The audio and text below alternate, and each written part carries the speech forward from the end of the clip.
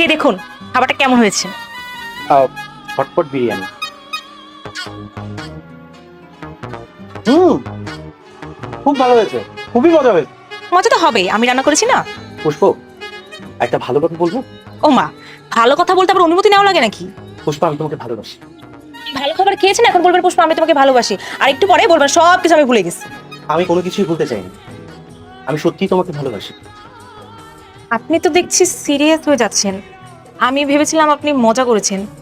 আসলে আমার মতো একটা সাধারণ মেয়েকে কেউ ভালোবাসতে পারে? আমি তোমাকে ভালোবাসি, অনেকটা ভালোবাসি। আমার হৃদয়ে যতটুকু জায়গা আছে তোমাকে আমি তার চেয়েও বেশি ভালোবাসি। পুকুরে বেশি মাছ থাকলে সেই মাছ যেমন লাফ দিয়ে বেশি পানিতে চলে যায়, তেমনি কাউকে হৃদয় দিয়ে ভালোবাসলে সেই ভালোবাসাও হারিয়ে যায়। আমি তোমাকে হারাতে চাই না, সারা জীবন তোমাকে আগলে রাখতে চাই, তোমাকে ভালোবাসতে চাই। আপনি আমার পরিচয় না জেনে আমাকে ভালোবাসবেন? ভালোবাসবো, কারণ কাউকে ভালোবাসলে কারো পরিচয় জানা লাগে না।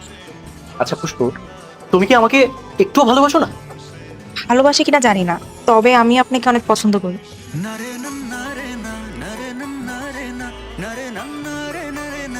ওকে। রান্নাটা কিন্তু দারুণ হয়েছে, আর যাই বলো বিয়ের পর কিন্তু আমাকে এরকম মজার বিরিয়ানি রান্না করে খাওয়াতে হবে।